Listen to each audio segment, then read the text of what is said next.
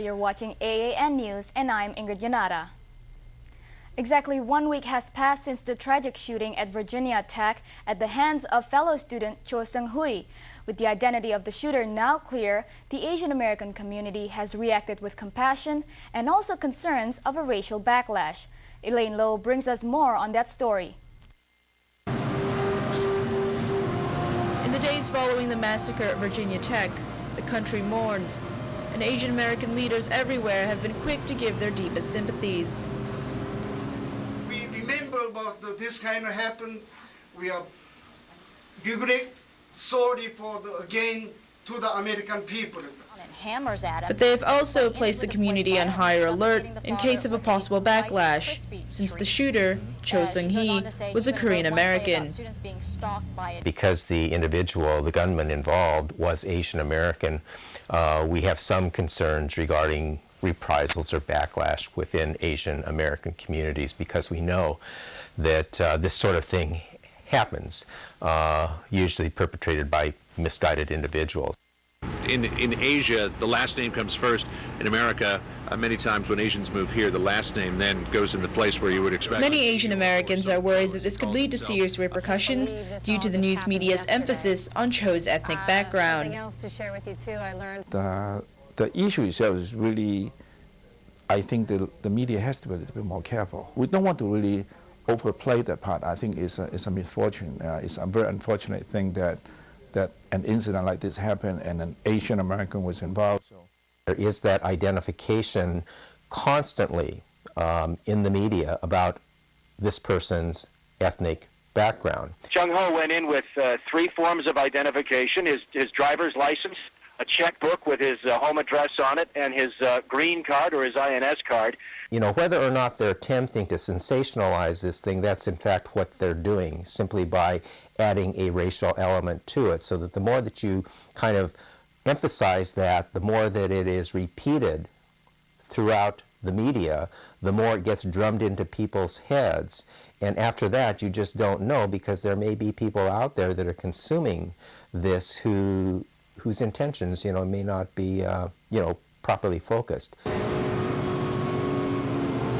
Ultimately, they say it's up to the media to keep a watchful eye and a careful tongue in these sensitive times. From AAN News, Elaine Lowe.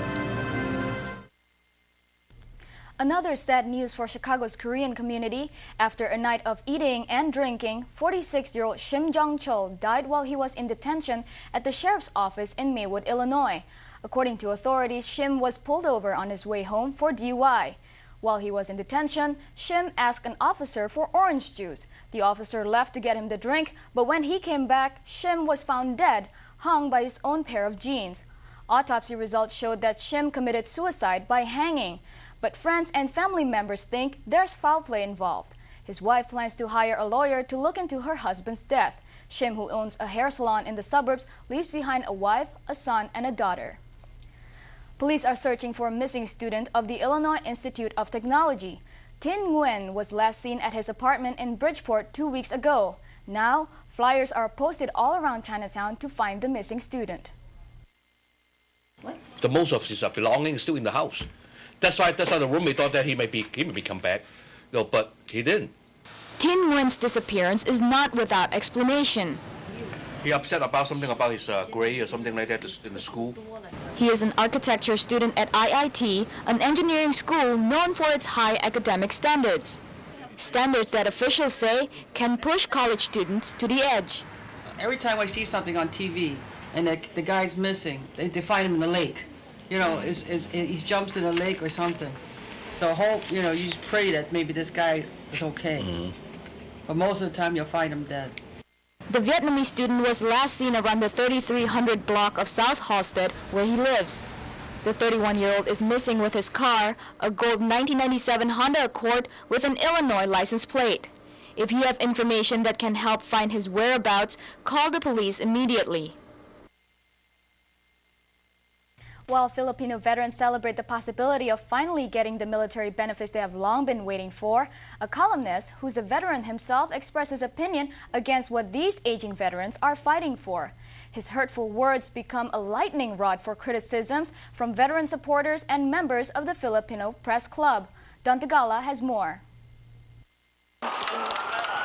With a growing bipartisan support from congressmen and senators, Filipino veterans celebrated Bataan Day with a new hope of finally getting the pending Veterans Equity Bill be passed this year. Amidst their celebrations, advocates and supporters of our veterans were shocked by columnist Jess Jose's offensive email. He called PhilAm veterans parasites and freeloaders, just because they were asking for military benefits that was promised to them. It hurts so much. The veterans have been suffering so much for more than 60 years. We have sacrificed for the country, we have sacrificed for America, and to call them parasites is really unfair and unjustified. We are very sad for a comment coming from a fellow colleague, a Filipino who himself is a U.S. Navy, and to call our fellow suffering veteran like that word is really totally unacceptable. In his column on Chicago's PhilAm magazine, Jose wrote an editorial piece entitled "U.S. Veterans Comes First Before the Filipino Veterans," saying he was angered by Representative Mike Honda's statement that it is imperative that Congress honor the promise made to Filipino veterans. Jose adds, then it is imperative that U.S. take care of their own veterans first. Jose claims he is a U.S. veteran himself who has not received the government's promise of a free lifetime medical benefit. Jose's branding of our veterans parasites and freeloaders stem from his claim that they have already been receiving government welfares, such as Medicare, Medicaid, and food stamps. So why ask for more? In his email, he also compared them to what he calls other parasites, the blacks and the other poor minorities. According to Jess Jose, this is his own opinion, which he's entitled to as citizen of this democratic country. He will be exercising his freedom of speech if he has any sufficient proof to what he claims to be. If you insult people without any basis, I don't think it is fair. Of course, journalists have freedom of speech as well as everybody else. But I think when it comes to expressing opinions, let's just express opinions in the most decent way, not calling people names. Some members say NPC Phil USA's collective action as a media group towards Jose's politically charged statement about our Filipino veterans will be a test on the very purpose of the press club's very existence. I think that he should apologize. If he apologizes, that's good enough.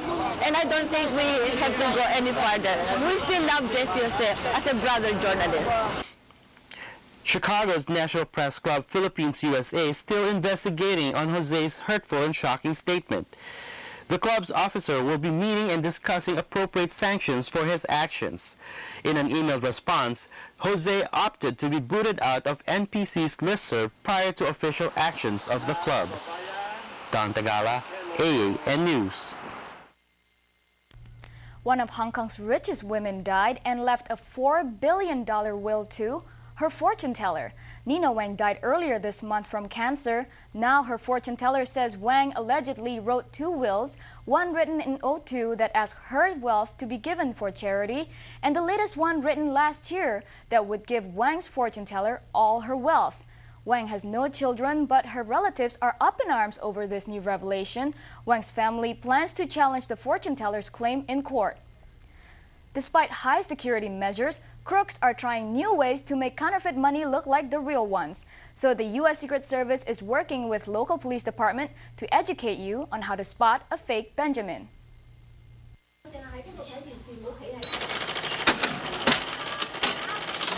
When it comes to money making, crooks are getting more and more sophisticated. You got to be careful. When you have a big denominator, they give you a $100 bill and you don't know them, do not rely on that piece of pen, because sometimes it don't even work. Flyers and crash courses are offered by the U.S. Secret Service to make sure you know your money. You see the man the water, they call the watermark. The watermark in here. They cannot breach this. While the process of making fake money look like the real ones is getting tougher, there are simple and foolproof ways for you to identify a counterfeit. Lincoln and Lawrence Benjamin, you know it's not right. Both supposed to be the same. One is the watermark, one is the print. Okay? And the line, like I say, the line, when you can see, you cannot read the word. And you know you're in trouble, like USA, USA, USA. Those are micro print. Not too many printers could do it. The latest For more information, log on to secretservice.gov. Still to come, politicians try to detangle complicated immigration forms, what Nazi Dollar says after the fight, and home videos from the battlefront. All up next on AAN. With the growing confusion about new immigration reform bill, Congressman Luis Gutierrez and Rahm Emanuel met with members of the 5th Congressional District. The two congressmen cleared some notions that are causing unnecessary fear to the undocumented. Legalization is looking a lot more promising for the 12 million undocumented immigrants.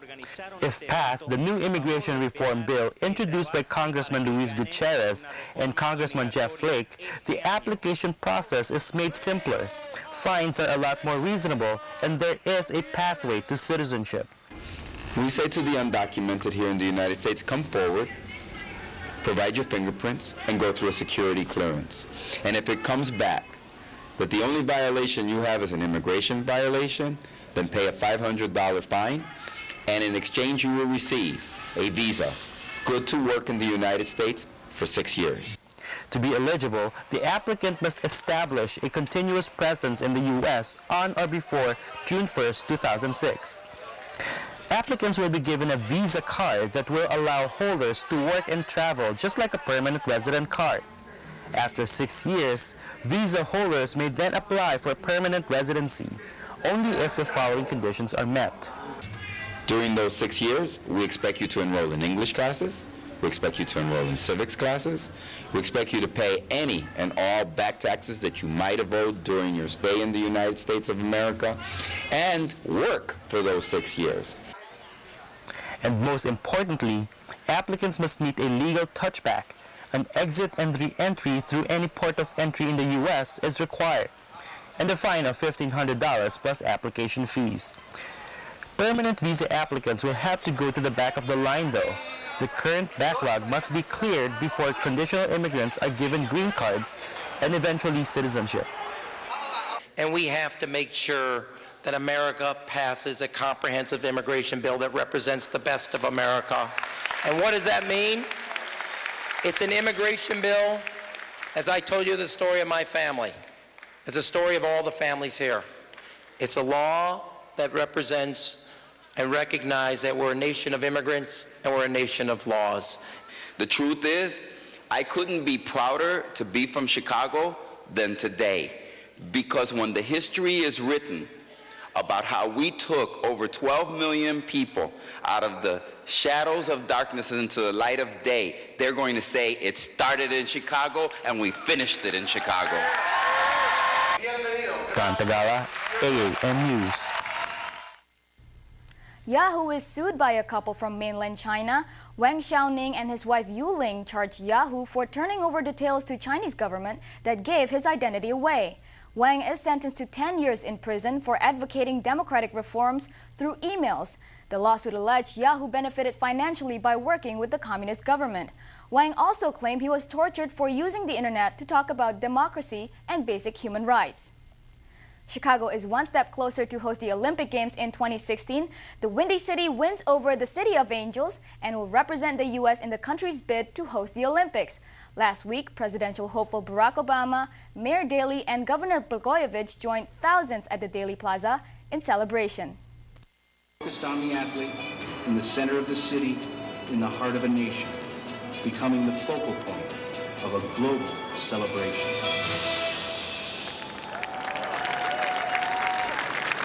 The excitement can hardly be contained, and so is the crowd of 5,000 who took time out of their lunch hour to celebrate with Chicago's political icons. We are a world-class city, a city built by immigrants, a great sports town. When they announced that, I jumped right off my seat, just like everybody else did. It didn't matter who you were. At that time, we said yes, and we did it. I am so proud of the presentation that has been made.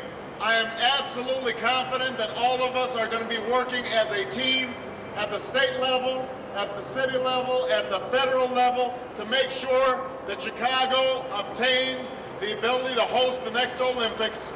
I think there's been an aspiration for a long time that we want to elevate ourselves from an American city to be a global city, and this is one giant step. A giant step that may be the giant leap for the U.S. if the International Olympic Committee chooses Chicago over other nations next year. And when the time comes, Chan says the Chinese-American businesses will support the mayor's Olympic-sized vision. We will try to explore how we can really help. I do feel that we will be very, very active in that process, mainly also because we are right next to the venue. There's no doubt hosting the Olympics will bring in billions of dollars, but more importantly, it would leave a legacy for the city and its people. This would really galvanize the whole city together, regardless of which neighborhood, which nationality, or which ethnic group you're coming from. And I think it would really heighten and raise the motivation and energy level of the city as a whole. When Nazy Dollar lost her bid to become the first Asian American alderman in Chicago, it was a bittersweet finale for her campaign. She may have lost the elections, but according to her supporters, this won't be the end of her campaign.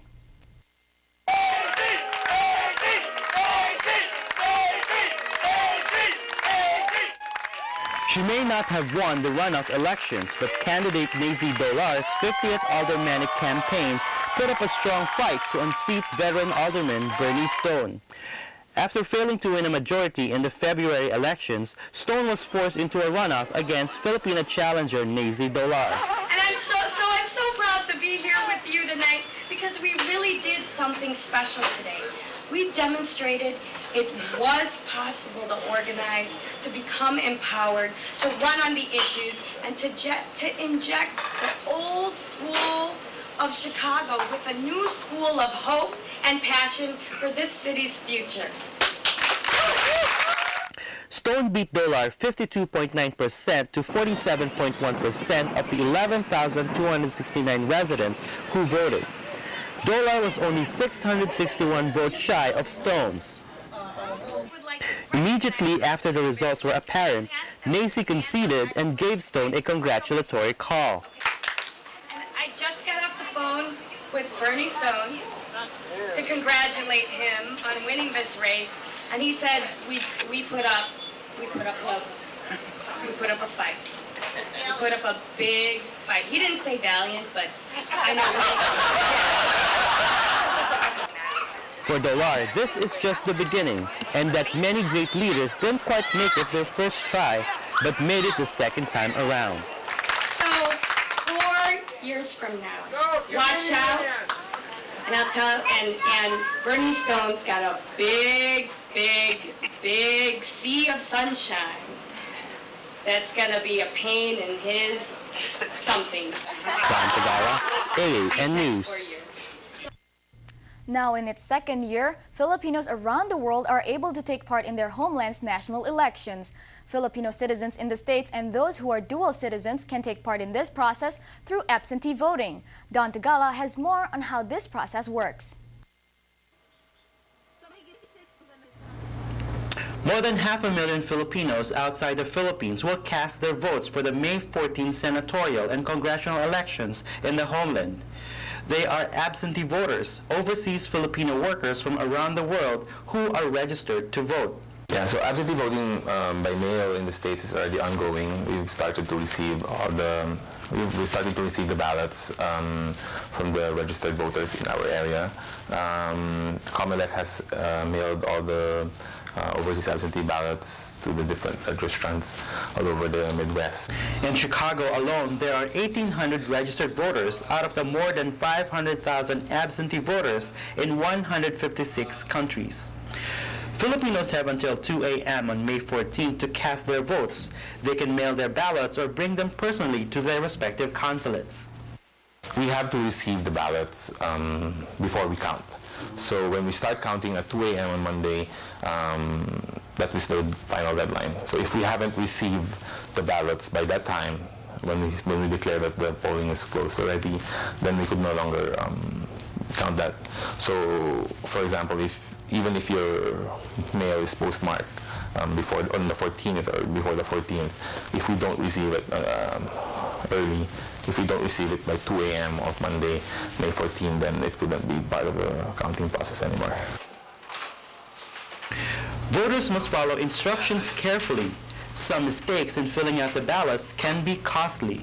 One thing that we want to remind the voters here in the Midwest is that when you mail in your ballot, make sure that you sign the outer envelope. There's a place there where you should put your print name and signature. We would like to appeal that you do not forget to sign that line of the outer envelope, because if you do not sign that and when you receive the ballot and that part of the outer envelope is not signed, then that will automatically invalidate the ballot. Voters can log on to www.bagongbotante.com to get more information about the voting process, or they may also call the Philippine Consulate at 312-332-6458 to talk to your consul. Don Tagawa, AAN News. Taste of Chicago is still months away, but the Asian Food Festival is here. Oriental delicacies are yours to taste this week at H Mart. Come anytime to the store from the 26th through the 29th to tickle your taste buds. And if you like orchids, you don't want to miss this. The Illinois Orchid Society will host a spring orchid show at the Chicago Botanic Garden this Saturday, April 28. This year's show is to celebrate the 55th anniversary of the Orchid Society. The show will feature many rare species and hybrid orchids, as well as workshops throughout the day. Last year, the show brought more than 15,000 people. It's free, but the Chicago Botanic Garden charges $15 for parking if you're not a member. After the Botanic Garden, drive down to University of Chicago in Hyde Park for a taste of different cultures. The UFC will hold a cross-cultural dance festival this weekend. The Indonesian Performing Arts Chicago will be one of the festival highlights this Saturday at 7 p.m. For more information on this event, visit the website on your screen. We are here in the studio with Sergeant Escueta, who just finished his deployment in Iraq. Welcome back, Sergeant. Oh, thanks. So you said also you were involved in the psychological operations. Now, what exactly is that operation? I guess in a broad sense, it's trying to change and influence like a certain target audience to think a certain way. And I'd say what we've been doing in Iraq was trying to, let them see that, we're the good guys and we're trying to help them out. You better be a good boy because you might be the next president of Iraq.